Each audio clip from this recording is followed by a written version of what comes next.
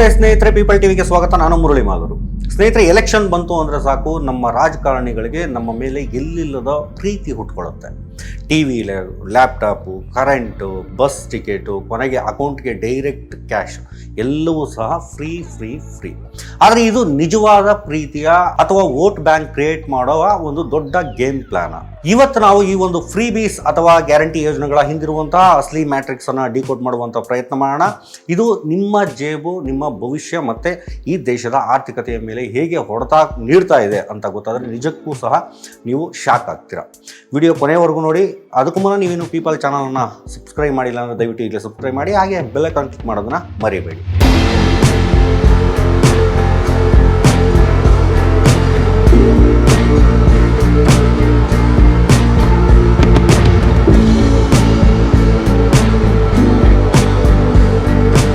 ಸ್ನೇಹಿತರೆ, ಈ ಫ್ರೀ ಬೀಸ್ ಕಲ್ಚರ್ ಅರ್ಥ ಆಗಬೇಕು ಅಂದರೆ ನಾವು ಸ್ವಲ್ಪ ಫ್ಲ್ಯಾಶ್ ಬ್ಯಾಕ್ಗೆ ಹೋಗಬೇಕಾಗುತ್ತೆ.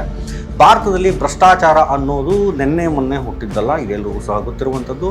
ಬ್ರಿಟಿಷರ ಕಾಲದ ಪ್ಯಾಟ್ರೋನೈಜ್ ಅಂತ ಏನು ಕರಿತೀವಿ, ಆ ಒಂದು ಸಿಸ್ಟಮ್ನಿಂದ ಹಿಡಿದು ಸ್ವತಂತ್ರ ಭಾರತದ ನಂತರದ ಲೈಸೆನ್ಸ್ ರಾಜ್ಯವರೆಗೂ ಸಹ ಪವರ್ ಮತ್ತು ದುಡ್ಡು ಕೆಲವು ಜನರ ಕೈಯಲ್ಲಿ ಮಾತ್ರನೇ ಇತ್ತು. ಬಹಳಷ್ಟು ದೊಡ್ಡ ಸ್ಕ್ಯಾಮ್ಗಳಂತ ಕರೆಸ್ಕೊಂಡಂತಹ 2G ಸ್ಕ್ಯಾಮ್ ಇರ್ಬೋದು, ಕಾಮನ್ವೆಲ್ತ್ ಸ್ಕ್ಯಾಮ್ ಇರ್ಬೋದು, ಮತ್ತು ಆದರ್ಶ ಹೌಸಿಂಗ್ ಸ್ಕ್ಯಾಮ್ಗಳಂತಹ ಮೆಗಾ ದೊಡ್ಡ ಮಟ್ಟದ ಹಗರಣಗಳು ಈ ದೇಶದ ಬೊಕ್ಕಸವನ್ನು ಖಾಲಿ ಮಾಡಿದ್ವು ಅಂತಲೇ ಹೇಳಬೇಕು. ಈ ಭ್ರಷ್ಟಾಚಾರದಿಂದಾಗಿ ಸಾಮಾನ್ಯ ಜನರಿಗೆ ಸಿಗಬೇಕಾದಂಥ ಶಿಕ್ಷಣ, ಆರೋಗ್ಯ ಮತ್ತು ಮೂಲಸೌಕರ್ಯಗಳು ಅಂತ ಏನು ಕರಿತೀವಿ ಅವೆಲ್ಲವೂ ಸಹ ಮರೀಚಿಕೆ ಆದವು. ಆದರೆ ಜನ ಸುಮ್ಮನೆ ಕೂತ್ಕೊಳ್ಳಿಲ್ಲ. 1974ರಲ್ಲಿ ಜಯಪ್ರಕಾಶ್ ನಾರಾಯಣ್ JP ಅಂತ ನಾವೇನು ಕರಿತೀವಿ ಅವರ ಒಂದು ಸಂಪೂರ್ಣ ಕ್ರಾಂತಿ ಇರ್ಬೋದು ಅಂತ ಹೇಳ್ಬೋದು, ಅಥವಾ 2011ರಲ್ಲಿ ಅಣ್ಣಾ ಹಜಾರೆ ಮತ್ತು ಯುವ ಜನತೆ ಸೇರಿ ಮಾಡಿದಂತಹ ಇಂಡಿಯಾ ಎಗೇನ್ಸ್ಟ್ ಕರಪ್ಷನ್ IAC ಅನ್ನುವಂಥ ಚಳುವಳಿ ಇರ್ಬೋದು. ಇವೆಲ್ಲವೂ ಸಹ ಭ್ರಷ್ಟಾಚಾರ ಈ ಒಂದು ಭ್ರಷ್ಟ ವ್ಯವಸ್ಥೆಯ ವಿರುದ್ಧ ಸಿಡಿದಿದ್ದಂತಹ ಘಟನೆಗಳು ಅಂತ ಹೇಳ್ಬೋದು. ಈ ಚಳುವಳಿಗಳಿಂದಾಗಿ ಹೊಸ ರಾಜಕೀಯ ಪಕ್ಷಗಳು ಹುಟ್ಕೊಂಡ್ವು. ಅದರ ಉದಾಹರಣೆಗೆ AAP ಅನ್ನುವಂಥ ಪಕ್ಷ ಕೂಡ ಬಂದಿದ್ದು ನಿಮಗೆಲ್ರಿಗೂ ಗೊತ್ತಿದೆ. ನಾವೆಲ್ಲರೂ ಅಂದ್ಕೊಂಡ್ವಿ ಈಗಲಾದರೂ ಸಿಸ್ಟಮ್ ಕ್ಲೀನ್ ಆಗುತ್ತೆ ಅಂತ, ಬಟ್ ಆಗಿದ್ದೇ ಬೇರೆ. ಈ ಒಂದು ಹೊಸ ನಾಯಕರು ಅಧಿಕಾರಕ್ಕೆ ಬಂದ ಮೇಲೆ ಸಿಸ್ಟಮ್ನ ಮೂಲಭೂತ ದೋಷಗಳನ್ನು ಸರಿಪಡಿಸುವ ಬದಲು ಒಂದು ಶಾರ್ಟ್ ಕಟ್ಟನ್ನು ಹುಡುಕೊಂಡು ಬಂದರು. ಅದೇ ಜನಪ್ರಿಯತೆಯ ರಾಜಕಾರಣ ಅಥವಾ ಫ್ರೀ ಬೀಸ್ ಅನ್ನುವಂಥದ್ದು.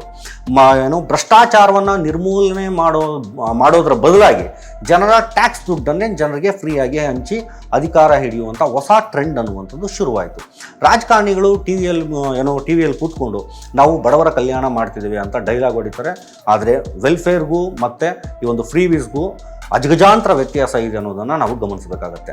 ರಿಯಲ್ ವೆಲ್ಫೇರ್ ಅಂದರೆ ಏನು ಗೊತ್ತಾ? ಒಳ್ಳೆಯ ಗವರ್ನಮೆಂಟ್ ಸ್ಕೂಲನ್ನು ಕಟ್ಟುವಂಥದ್ದು, ಹೈಟೆಕ್ ಆಸ್ಪತ್ರೆಗಳನ್ನು ನಿರ್ಮಾಣ ಮಾಡುವಂಥದ್ದು, ರಸ್ತೆಗಳನ್ನು ಮಾಡುವಂಥದ್ದು, ಮತ್ತು ಯುವ ಜನತೆ ಏನಿದೆ ಅವರಿಗೆ ಸ್ಕಿಲ್ ಡೆವಲಪ್ಮೆಂಟ್ ಅನ್ನುವಂಥ ಒಂದಷ್ಟು ಕೋಚಿಂಗ್ಗಳನ್ನು ಕೊಡುವಂಥದ್ದು. ಇದು ನಿಮ್ಮನ್ನು ಭವಿಷ್ಯದಲ್ಲಿ ಎಲ್ಲ ಜನರನ್ನು ಸಹ ಸ್ವಾವಲಂಬಿಯನ್ನಾಗಿ ಮಾಡುವಂಥ ಕೆಲಸ ಮಾಡುತ್ತೆ. ಆದರೆ ಫ್ರೀ ಬೀಸ್ ಅಂದರೆ ಏನು? ಮಿತಿಮೀರಿದ free current, free laptop, free grinder, election ಹಿಂದಿನ ದಿನ ಕೊಡುವಂಥ ಡೈರೆಕ್ಟ್ ಕ್ಯಾಶು, ಇವ್ಯಾವೂ ಸಹ ನಿಮ್ಮನ್ನು ಯಾವತ್ತೂ ಸಹ ಉದ್ಧಾರ ಮಾಡೋದಿಲ್ಲ. ಬದಲಾಗಿ ಸರ್ಕಾರಗಳ ಮೇಲೆ ನಿಮ್ಮನ್ನು ಡಿಪೆಂಡೆಂಟ್ ಆಗಿ ಇಡ್ತವೆ. ಸುಪ್ರೀಂ ಕೋರ್ಟ್ ಕೂಡ ಸ್ಪಷ್ಟವಾಗಿ ಹೇಳಿದೆ, ಸಾರ್ವಜನಿಕ ಹಣವನ್ನು ಅಭಾಗಲಬ್ಧ ಫ್ರೀ ಬೀಸ್ಗಾಗಿ ಪೋಲ್ ಮಾಡುವಂಥದ್ದು ಮತ್ತು ನೈಜ ಕಲ್ಯಾಣ ಯೋಜನೆಗಳಲ್ಲಿ ಹೂಡಿಕೆ ಮಾಡೋದಕ್ಕೂ ಸಿಕ್ಕಾಪಟ್ಟೆ ದೊಡ್ಡ ವ್ಯತ್ಯಾಸನೇ ಇದೆ ಅಂತ ಕೋರ್ಟ್ ಹೇಳಿದೆ.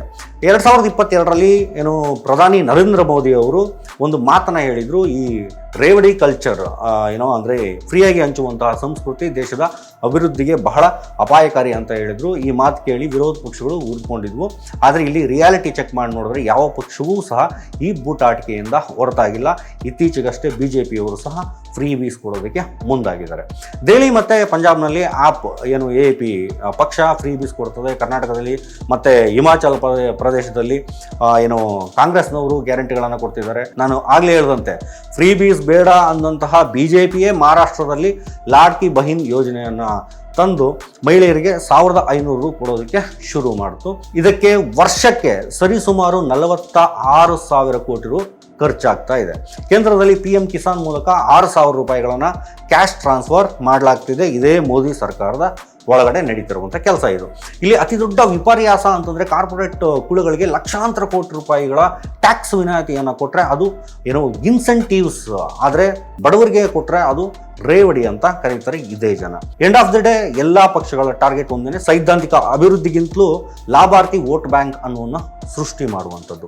ಈಗ ನಮ್ಮದೇ ಕರ್ನಾಟಕದ ಎಕ್ಸಾಂಪಲ್ ತೆಗೆದುಕೊಳ್ಳೋಣ. 2023ರಲ್ಲಿ ಕಾಂಗ್ರೆಸ್ 5 ಗ್ಯಾರಂಟಿಗಳನ್ನು ಘೋಷಣೆ ಮಾಡಿತ್ತು. ಶಕ್ತಿ ಯೋಜನೆ, ಏನೋ ಫ್ರೀ ಬಸ್ ಕೊಡುವಂಥದ್ದು, ಗೃಹಲಕ್ಷ್ಮಿ 2,000 ರೂಪಾಯಿ ದುಡ್ಡನ್ನು ಕೊಡುವಂಥದ್ದು, ಅನ್ನಭಾಗ್ಯ ಫ್ರೀ ಅಕ್ಕಿಯನ್ನು ಕೊಡುವಂಥದ್ದು, ಮತ್ತು ಗೃಹ ಜ್ಯೋತಿ ಏನೋ ಫ್ರೀ ಕರೆಂಟ್, ಮತ್ತು ಯುವನಿಧಿ ನಿರುದ್ಯೋಗ ಭತ್ಯೆ ಅಂತೇಳಿ ಈ ರೀತಿ ಏನೋ ಭಾಳಷ್ಟು ಗ್ಯಾರಂಟಿಗಳನ್ನು ಕೊಡ್ತಾ ಬಂದರೆ 2024-25ರ ಬಜೆಟ್ನಲ್ಲಿ ಕೇವಲ ಈ 5 ಯೋಜನೆಗಳಿಗೆ ಬರೋಬ್ಬರಿ 53,674 ಕೋಟಿ ರೂಪಾಯಿಗಳನ್ನು ಮೀಸಲಿಡಲಾಗಿದೆ.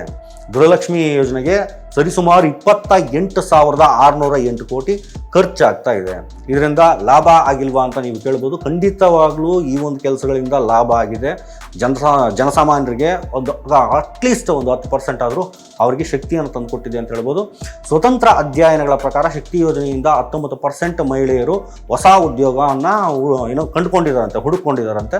ಮತ್ತು 94% ಮಹಿಳೆಯರು ಗೃಹಲಕ್ಷ್ಮಿ ಹಣದಿಂದ ಬಂದಂಥ ದುಡ್ಡಿಂದ ತಮ್ಮ ಮನೆಯ ಪೌಷ್ಟಿಕ ಆಹಾರ, ಡಯಟ್, ನ್ಯೂಟ್ರಿಷನ್ ಅಂತ ಏನು ಕರಿತೀವಿ, ಆ ಒಂದು ಡಯಟ್ ನ್ಯೂಟ್ರಿಷನ್ ಸುಧಾರಿಸಿದೆ ಅಂತ ಹೇಳ್ತಾ ಇದ್ದಾರೆ. ಆದರೆ ಪಿಕ್ಚರ್ ಅಭಿ ಬಾಕಿ ಹೇ ಮೇರೆದು ಕ್ಯಾಗ್ ರಿಪೋರ್ಟ್ ಪ್ರಕಾರ ಸ್ಟೇಟ್ನ ಫೈನಾನ್ಸ್ ಸ್ಥಿತಿ ಹೇಗಿದೆ ಗೊತ್ತಾ? ಈ ಗ್ಯಾರಂಟಿಗಳಿಂದಾಗಿ ಕರ್ನಾಟಕ ಸರಿಸುಮಾರು 9,271 ಕೋಟಿ ರೂಪಾಯಿಗಳಷ್ಟು ಬೃಹತ್ ಕಂದಾಯ ಕೊರತೆಗೆ ಸಿಗಾಕೊಂಡಿದೆ. ಈ ಸ್ಕೀಮ್ಗಳನ್ನು ನಡೆಸೋದಕ್ಕೆ ಸರ್ಕಾರ 2024-25ರಲ್ಲಿ ಬರೋಬ್ಬರಿ 71,525 ಕೋಟಿ ರೂಪಾಯಿಗಳನ್ನು ಮಾರ್ಕೆಟ್ನಿಂದ ಸಾಲವಾಗಿ ಪಡ್ಕೊಂಡಿದ್ದಾರೆ. ಸಾಲ ಮಾಡಿದ್ದು ಅಷ್ಟೇ ಅಲ್ಲ, ರಸ್ತೆ, ಬಿಲ್ಡಿಂಗ್ ಮತ್ತು ಇನ್ಫ್ರಾಸ್ಟ್ರಕ್ಚರ್ಸ್ಗೆ ಬಳಸಬೇಕಿದ್ದಂಥ ಕ್ಯಾಪಿಟಲ್ ಎಕ್ಸ್ಪೆಂಡಿಚರ್ನಿಂದ ಸರಿಸುಮಾರು 5,229 ಕೋಟಿ ರೂಪಾಯಿಗಳನ್ನು ಕಡಿಮೆ ಮಾಡಿದ್ದಾರೆ.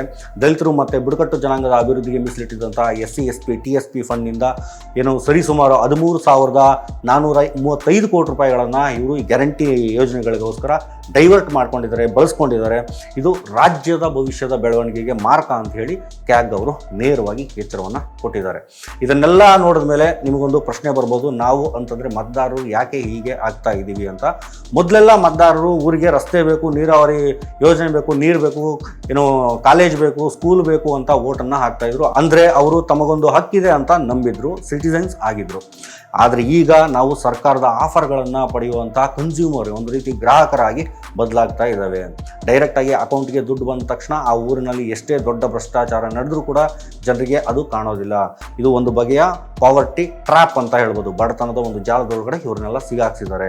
ನಿಮಗೊಂದು ಸಣ್ಣ ಮೊತ್ತ ಕೊಟ್ಟು ನಿಮ್ಮನ್ನು ಯಾವತ್ತೂ ಸ್ಕಿಲ್ಡ್ ಪ್ರಜೆಗಳನ್ನಾಗಿ, ಜನರನ್ನಾಗಿ ಮಾಡದೆ ಅದೇ ಬಡತನದಲ್ಲಿ ಇಡುವಂಥ ಒಂದು ರೀತಿಯ ತಂತ್ರ ಅಂತಲೇ ಇದನ್ನು ನೋಡಬೇಕಾಗತ್ತೆ. ಯುವಜನರು ಮತ್ತು ವಿದ್ಯಾವಂತರು 78% ಜನ ಏನಿದ್ದಾರೆ ಇದನ್ನು ಕೇವಲ ಮತಬೇಟೆಯ ತಂತ್ರ ಅಂತ ಮಾತನಾಡ್ತಾರೆ ಅಂತ ಕರೀತಾರೆ ಈ ವಿಚಾರವನ್ನು. ಆದರೆ ಬಡವರ್ಗಕ್ಕೆ ಆ ಕ್ಷಣದ ರಿಲೀಫ್ ಮುಖ್ಯ ಆಗಿರೋದ್ರಿಂದ ಇವರು ಇದಕ್ಕೆ ಬಲಿಯಾಗ್ತಾ ಇದ್ದಾರೆ. ಈ ರಾಜಕೀಯ ನಾಟಕಗಳಿಂದಾಗಿ ವ್ಯವಸ್ಥೆಯ ಮೇಲೆ ಇದ್ದಂತಹ ಒಂದು ನಂಬಿಕೆ ಸಂಪೂರ್ಣವಾಗಿ ಕುಸಿತ ಬರ್ತಿದೆ, ಈಗ ಕುಸಿದಿದೆ ಅಂತ ಹೇಳ್ಬೋದು. 2025ರ ಪ್ರತಿಷ್ಠಿತ ಎಡೆಲ್ಮ್ಯಾನ್ ಟ್ರಸ್ಟ್ ಬ್ಯಾರೋಮೀಟರ್ ರಿಪೋರ್ಟ್ ಪ್ರಕಾರ ಜಾಗತಿಕವಾಗಿ 61% ಜನರಿಗೆ, ಭಾರತವನ್ನು ಸೇರಿ, ವ್ಯವಸ್ಥೆಯ ವಿರುದ್ಧ ತೀವ್ರ ಅಸಮಾಧಾನ ಇದೆ. 61% ಜನರಿಗೆ ಇದೆ ಅಂತ ಹೇಳ್ತಾರೆ. ಸರ್ಕಾರಗಳು ಮತ್ತು ಬಿಸ್ನೆಸ್ ಕ್ಲಾಸ್ ಅಂದರೆ ಕೇವಲ ಶ್ರೀಮಂತರ ಪರವಾಗಿ ಕೆಲಸ ಮಾಡ್ತಾ ಇದೆ, ನಮ್ಮನ್ನು ಬದುಕೋದಕ್ಕೆ ಬಿಡ್ತಿಲ್ಲ ಅನ್ನುವಂತಹ ಹತಾಶೆ ಏನಿದೆ ಜನರಲ್ಲಿ ಕೂತ್ಕೊಂಡಿದೆ. ಶ್ರೀಮಂತರು ಮತ್ತು ಬಡವರ ನಡುವಿನ ನಂಬಿಕೆ ಅಂತರ ಎಂದಿಗಿಂತಲೂ ಈಗ ಸ್ವಲ್ಪ ಮಟ್ಟಕ್ಕೆ ಹೆಚ್ಚಾಗ್ತಾನೆ ಬರ್ತಾ ಇದೆ. ಯಾವಾಗ ಸಿಸ್ಟಮ್ ನಮಗೆ ನ್ಯಾಯ ಕೊಡೋದಿಲ್ಲ ಅಂತ ಅನಿಸುತ್ತೋ ಆಗ ಜನ ಹೇಗಾದರೂ ಸರಿ ಆ ಒಂದು ಕ್ಷಣಕ್ಕೆ ಸಿಗುವಂಥ ಈ ಒಂದು 2,000 ರೂಪಾಯಿಗಳನ್ನೇ ದೊಡ್ಡದು ಅಂತ ಒಪ್ಕೊಳ್ಳುವಂಥ ಹಂತಕ್ಕೆ ತಲುಪಿದ್ದಾರೆ. ಈಗ ನಿರ್ಧಾರ ಅನ್ನುವಂಥದ್ದು ನಿಮ್ಮ ಕೈಲಿದೆ. ಉಚಿತವಾಗಿ ಮೀನು ಕೊಡೋದಕ್ಕಿಂತ ಮೀನು ಹಿಡಿಯುವಂಥ ಒಂದು ತಂತ್ರ ಏನಿದೆ, ಆ ಒಂದು ಕಲೆ ಏನಿದೆ, ಅದನ್ನು ಕಲಿಸುವಂಥದ್ದು ಉತ್ತಮ ಅನ್ನುವಂಥ ಮಾತಿದೆ. 5 ವರ್ಷಕ್ಕೊಮ್ಮೆ ನಿಮಗೆ ಸಿಗುವಂಥ ಈ ಒಂದು ಗ್ಯಾರಂಟಿಗಳು ನಿಮ್ಮದೇ ಟ್ಯಾಕ್ಸ್ ದುಡ್ಡಿಂದ ನಿಮ್ಮದೇ ಭವಿಷ್ಯವನ್ನು ಸಾಲದ ಸುಳಿಗೆ ತಳ್ಳಿ ನಿಮಗೆ ಕೊಡ್ತಿರುವಂಥ ಲಂಚ ಅಂತ ನೀವೆಲ್ಲರೂ ನೋಡಬೇಕಾಗತ್ತೆ. ನಮ್ಮ ರಾಜಕಾರಣಿಗಳು ಆ ಒಂದು 53,674 ಕೋಟಿ ದುಡ್ಡೇನಿದೆ ನಿಮ್ಮ ಸ್ಕಿಲ್ ಡೆವಲಪ್ಮೆಂಟ್, ಹೈಟೆಕ್ ರಿಸರ್ಚ್ ಸೆಂಟರ್ಗಳು, ಗ್ಲೋಬಲ್ ಲೆವೆಲ್ ಆಸ್ಪತ್ರೆಗಳನ್ನು ಕಟ್ಟೋದಕ್ಕೆ ಬಳಸಿದ್ರೆ ನೀವು ಯಾವತ್ತೂ ಸಹ ಸರ್ಕಾರಿ ಫ್ರೀ ಬೀಸ್ಗಾಗಿ ಕಾಯುವಂಥ ಪರಿಸ್ಥಿತಿ ಬರೋದೇ ಇಲ್ಲ. ನೀವು ತಿಂಗಳಿಗೆ ಲಕ್ಷಾಂತರ ರೂಪಾಯಿ ದುಡಿಯುವಂಥ ಕೆಪಾಸಿಟಿ ಬೆಳೆಸ್ಕೊಳ್ಬೋದು. ವೋಟ್ ಮಾಡೋದು ನಿಮ್ಮ ಪವರ್. ಅದನ್ನು ಒಂದು ಮಿಕ್ಸಿಗೆ 200 ಯೂನಿಟ್ ಕರೆಂಟಿಗೆ ಅಥವಾ 2,000 ರೂಪಾಯಿಗೆ ಖಂಡಿತವಾಗ್ಲೂ ಮಾರ್ಕೊಳ್ಬೇಡಿ. ಸಿಸ್ಟಮನ್ನು ಪ್ರಶ್ನೆ ಮಾಡಿ ಲಾಂಗ್ ಟರ್ಮ್ ಡೆವಲಪ್ಮೆಂಟನ್ನು ಕೇಳಿ ಈ ವಿಡಿಯೋವನ್ನು ಪ್ರತಿಯೊಬ್ಬರಿಗೂ ಶೇರ್ ಮಾಡಿ. ಮತ್ತು ಎಲ್ರಿಗೂ ಸಹ ಒಂದಷ್ಟು ಸತ್ಯಗಳು ಗೊತ್ತಾಗಲಿ, ಹೇಗೆ ಅವರು ವೋಟನ್ನು ಮಾಡಬೇಕು, ಯಾವುದಕ್ಕೋಸ್ಕರ ವೋಟ್ ಮಾಡಬೇಕು ಅನ್ನೋದು ಗೊತ್ತಾಗಲಿ. ನಾವು ಖಂಡಿತವಾಗ್ಲೂ ಪಕ್ಷಗಳನ್ನು ಬದಲಾಯಿಸೋದು ಕಷ್ಟ ಇದೆ, ಜನರನ್ನು ಬದಲಾಯಿಸುವಂಥ ಒಂದು ಪ್ರಯತ್ನವನ್ನು ಪಡೋಣ. ನಮ್ಮ ಭವಿಷ್ಯ ನಮ್ಮ ಕೈಯಲ್ಲಿದೆ. ಜೈ ಹಿಂದ್. ಮತ್ತೊಂದು ವಿಡಿಯೋದಲ್ಲಿ, ಮುಂದಿನ ವಿಡಿಯೋದಲ್ಲಿ ಸಿಗೋಣ. ಈ ಒಂದು ವಿಡಿಯೋಗೆ ಲೈಕ್ ಮಾಡಿ, ಶೇರ್ ಮಾಡಿ, ಹಾಗೆ ಪೀಪಲ್ ಚಾನಲನ್ನು ಸಬ್ಸ್ಕ್ರೈಬ್ ಮಾಡೋದು ಮರಿಬೇಡಿ.